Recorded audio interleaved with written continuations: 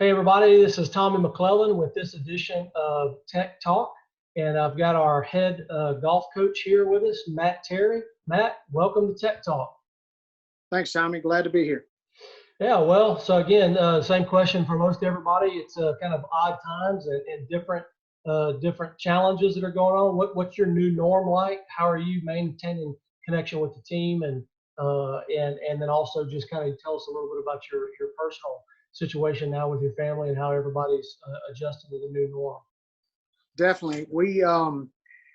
It's really strange to be here this time of year. I think this is the first time in 21, 22 years that I've been home this much in a March, April time frame. You know, due to unforeseen circumstances, and it's things that are out of our control. And sometimes we talk to the kids about it's not how the problem affects you; it's how you you know react to the problem. And they're all at home now, studying online, doing their schoolwork and all that stuff. And most of them are still practicing and getting their reps in because they're in different states. We don't have any guys on the team from Louisiana, so we got them scattered across the southeast and over in England, and they're all doing their own thing. We talked to one today. He was going fishing. He got done with school and he was going to fish the rest of the day, and he's trying to hit every lake around him in East Texas. So all the guys are really handling it well. The initial shock is worn off toward what happened. And everybody around the country, they're all dealing with it. Track, softball, baseball, bowling, us. Everybody's dealing with it in their own way, and I think everybody's been really positive that I've talked to. And we spend a lot of time talking on the phone. I've done one Zoom meeting with the guys, but most of the time it's just personal phone calls where I'm able to talk to them, check on them, see how their parents are doing. Last night with the storms coming through, checked on my guys in the east part of the country, and I had some grandparents actually text me to ask if we were okay because they saw what happened in Monroe, and it's kind of nice. It's a connection in a different way, but it truly shows the thing we're trying to do here is promote a family. Well, you talk about promote. You've been here now. I guess you're finishing your second or third season. Time goes by fast. Third season. Yes. You feel like I should know that, but there's been a lot that's happened in that 3-year period. But you've been here, and just what are the things that help you promote your job here and attract people, and what are the things that make the Louisiana Tech golf program may be different than other programs that are like similar schools? Well, it's huge getting to come here when you phone me and let me know that the job was open. And it's something that bringing my teams when I was at Troy to Squaw Creek and being around that golf course and seeing how great it was, that was huge to me. That was a huge factor. And then once you delve into the fact of how good the education is and how good the campus is, and the campus life, and from faculty, staff, Dr. Geis, our alumni, just everything involved is just kind of a huge big package here in a small town. And just like with this virus we're dealing with, being around my friends here has been huge. Them checking on me. We got players all over the world that they ask about and ask what's going on, and that's something that you don't see when you make a job change is the behind the scenes stuff away from athletics. And we've got a great team with your leadership and everything there, but the people behind it, from our donors to just our friends at Squaw Creek and everything with the families out there has been huge. I've had a good opportunity to go play a little bit of golf since this has happened, and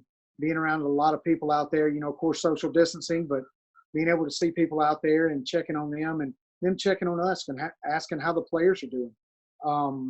It's just a really, like I said, a family atmosphere here that my family has loved and been a part of. The neighborhood I live in, the neighbors and everything else, just like where you're at.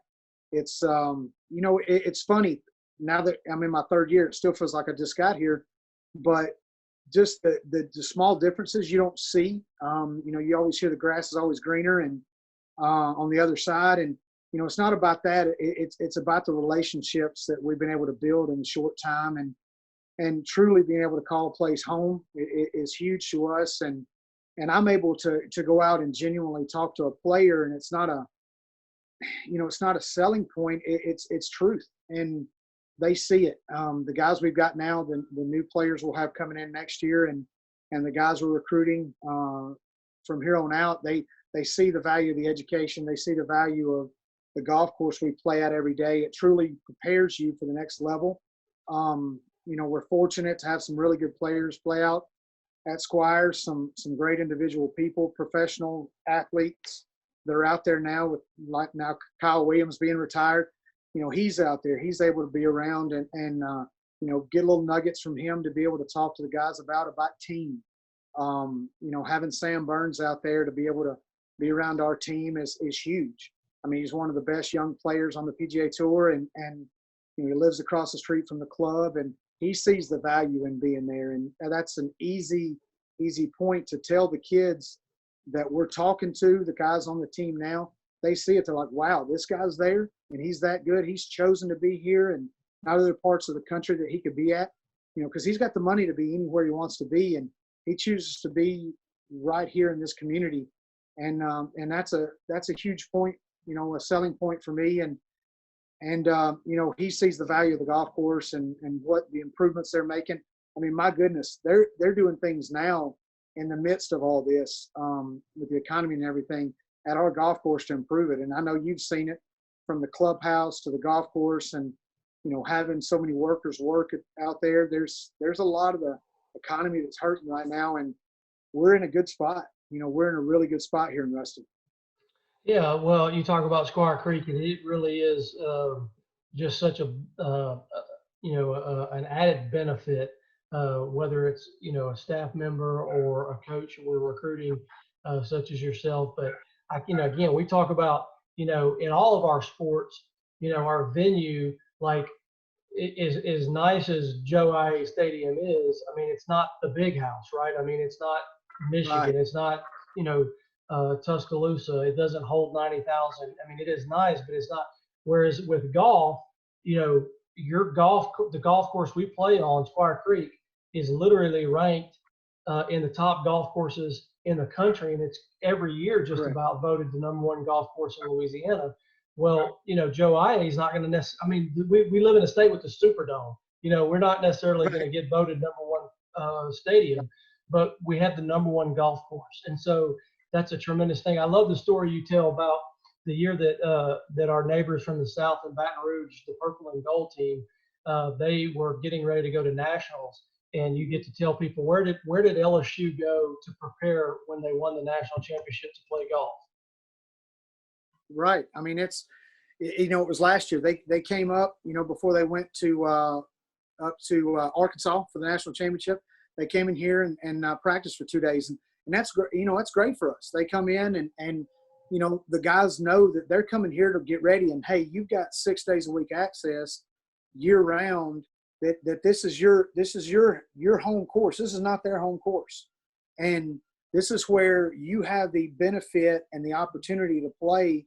You know, and I don't think people fully realize. I mean, I know my buddies that have come and brought their teams, you know, to play here in our tournament, in the Jim Rivers Invitational. And, you know, I know when I came here, I realized how good it was. You know, I realized my team wasn't prepared for this style of golf course. When I brought my team here in the late 2000s and early 2010s, you know, and for me, that was a big focal point of my coaching when I was at Troy.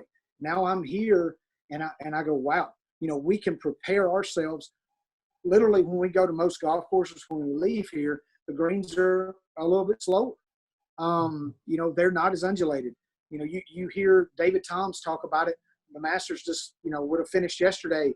And, you know, David Toms used to come here to prepare for the Masters. You know, you talk to former tour players that have played Augusta a lot. They're like, these greens are as close as you can get from an undulation standpoint and speed-wise. And when I'm able to tell a player that you know, big boy schools want to come here and prepare for their biggest tournament of the year, well, why wouldn't you want to come here and prepare? And maybe, just maybe, you're playing in the Masters. Maybe this is your home track, you know, when you turn pro and you want to play at the next level, like Victor Lane's doing that. And, you know, Victor's playing all over the world, and you know, he chooses to call this place home, you know, and he's from South Africa and he chose to stay here. That's a huge selling point for us. And you know, not only did the young man get his degree, he chose to stay here when he turned pro. And that is big, because I recruited Victor. I couldn't get him away from here. I couldn't get him to come to Troy. He chose to come here because of Squire. And you know, now I understand. You know, I understand it. I understand, you know, I beat myself up a little bit thinking I messed up in recruiting, but, you know, the young man's a pretty smart individual. And you know, I can never say enough about what we were able to do out there, and the hospitality that Ricky and Lane and Brad and Rob, you know, what Andy's doing as our greenskeeper, new greenskeeper, and you know, the whole staff out there from Snacks and all of them. I mean, just, it's like a big family out there. I feel like I'm part of the staff out there. I mean, no, you're going to name all the people out there, and you ain't going to talk about saying, my boy Chew. I'm saying, you're not going to talk about Chew.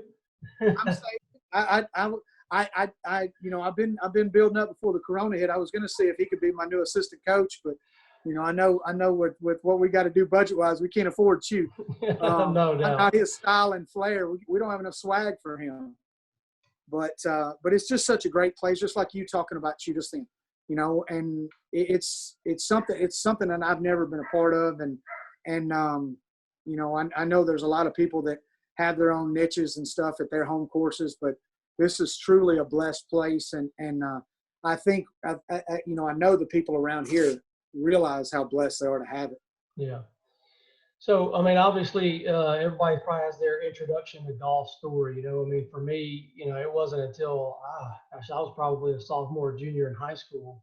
My dad did not play golf. I had a guy that was his daughter actually went to high school with us, but he was a hospital CEO, and he took a liking to me and just always encouraged me. And his name was Gene Burge, and he's the one that got me started in golf. So go to a 9-hole course in Eunice, Louisiana. You play it twice to get your 18 in, and just kind of helped me understand the game. And I'm grateful even to this day for that opportunity. How did you get introduced to golf, and then also what made you want to be a golf coach? Well, it's funny. I grew up you know, whole time playing normal sports just like you did, baseball, softball, you know, basketball for a young guy growing up in North Alabama. And, you know, my whole dream the whole time was, you know, I wanted to be Brooks Robinson and play third base for the Orioles. You know, I wanted to be Nolan Ryan and stand on the mound, you know, for the Rangers. And, you know, you grow up playing baseball. I was an all-star, did all that good stuff, and played football. My dad played football at Alabama, and you know, I had that in the back of my mind, all these things that, you know, you think you want to do. And I think I was probably 13, 14, and I used to whack golf balls around in the yard with an old set of Spaldings. My dad played just a few times and bought at Sears and Roebuck. And I wasn't ever any good, but I was playing baseball the whole time. And then, you know, I messed something up in my shoulder and took some time off. And when I did, I got a set of golf clubs and played in 8th grade. And I was like, ooh, this is fun. I don't have to bend on anybody. It's on me. You know, I'm not out there pitching, hoping if I don't have a good game, somebody comes in and helps me. It's just me. And so I transferred high schools and went and ended up, you know, getting on the golf team in 10th grade, which was pretty late, you know, to do so. And had some great guys on that golf team that helped me out, that made me better. You know, J.D. Byers, the voice of the Jaguars down at South Alabama, was one of my teammates. You know, he was an encouraging guy. He was a lot better player than I was. A guy by the name of Jack Napier that is not the high school golf coach now at my high school. He was our number one player, probably the best high school player I played with at the time. And you grow up in a state with Stuart Sink and you know, guys that have won majors that were my age, Brian Gay, guys that won multiple times on the PGA Tour. You know, I remember seeing him practice in, I think, 11th grade at high school state, and I'm like, man, what is he doing? Why are you putting down a carpenter line? I didn't know what that was. He's putting down a chalk line. And you know, I was fortunate because I just kind of picked and chose and went and played a little bit in college and you know, really wasn't great.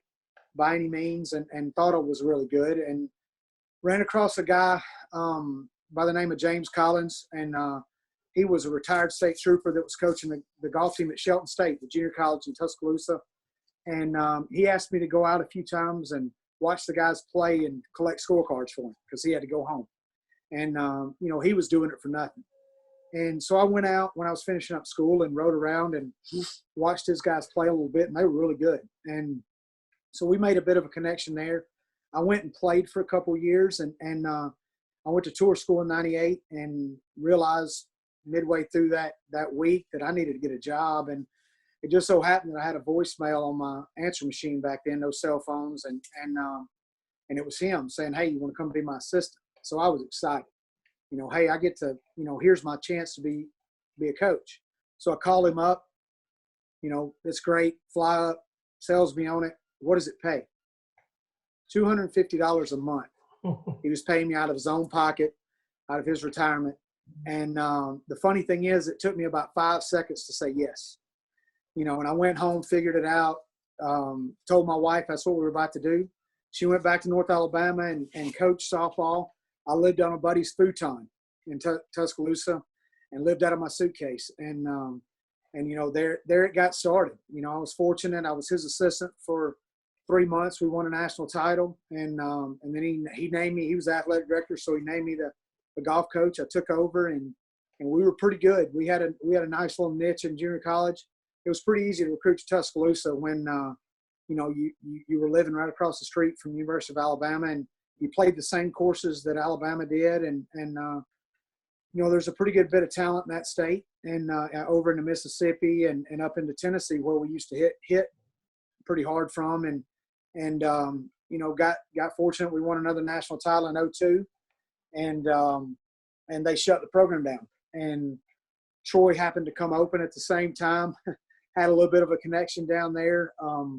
The athletics director at the time, Johnny Williams, his roommate at University of North Alabama in football was my offensive line coach in high school.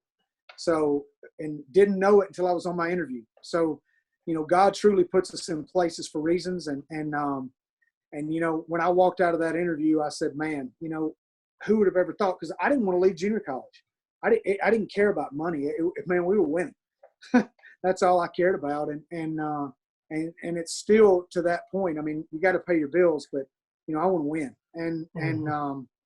And so I go down there and spend 15 great years and learn a ton about coaching both men's and women's golf, and then end up being here. And it's funny, 21 years goes by so fast, and you blink, and you and I are sitting here on an iPad doing a Zoom meeting, and I remember picking up tees in front of a driving range tee box, so I wouldn't have to buy tees. And now it's we're at a place like Squaw Creek where everything's at your fingertips, and we've got all the technology, and my guys are getting the best education. Heck, I talked to our engineering professor. Timms walks by yesterday, and he's doing Zoom classes with his guys, girls, and engineering, and it's amazing, what's happened in 21 years. It's probably pretty close to your story of how you ended up here becoming an athletic director. How these things are it's God putting these things in front of us, and I wouldn't be here without his grace and everything he's done for us. There's no doubt. No, I mean, time certainly. I mean, Zoom, you think about it. I mean, if this crisis would have hit 10, 15 years ago, I don't even know, other than the phone calls, how we would have been able to communicate. You didn't have FaceTime, you didn't have those things. So there is certainly a level of providence in that we can still be in this epidemic, but have the ability to stay connected. And that's really what this is about. This is to kind of keep our donor base and our fans, our recruits connected and what's going on. And so, Coach, we appreciate you joining us today on this edition of Tech Talk, and look forward to the season next year. We're optimistic. We're hoping we can get back out there and keep playing. Really do. We're looking forward to the guys that we've got coming back, the guys that we have coming in, And we know that, you know, the direction that you're taking this program is one of national prominence, and we feel very confident in that. And appreciate you again joining us today, and we look forward to the fall. So appreciate it. Thanks everybody for tuning in to this edition of Tech Talk, and we'll see you next time.